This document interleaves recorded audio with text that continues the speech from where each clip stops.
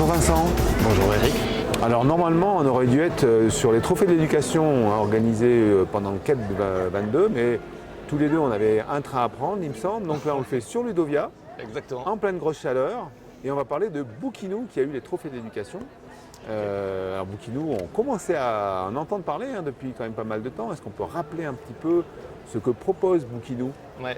Alors ce qu'on propose, c'est du temps de livre pour les enfants, du temps de lecture supplémentaire. On s'adresse à des enfants qui ont entre cycle 1, cycle 2, et on a conçu un petit appareil qui a un boîtier qui se présente comme ça et qui permet aux enfants d'écouter l'histoire audio de n'importe quel livre qui est dans notre base ou qui peut être enregistré par l'enseignant, qui peut donc enregistrer la version audio du livre pour que l'enfant puisse le réécouter en autonomie, travailler le vocabulaire, compréhension orale et avoir ses temps de lecture livre à la main.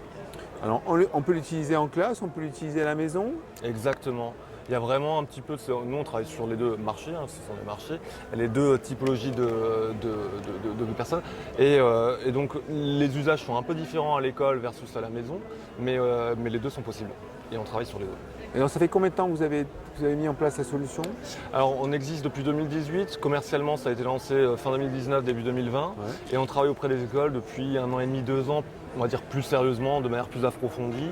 On était lauréat d'un dispositif de l'éducation nationale qui nous permet quand même d'avoir une reconnaissance, une légitimité. Et puis après le bouche à oreille, l'usage fait que ça fait parler du produit. Et, petit à petit, on s'installe.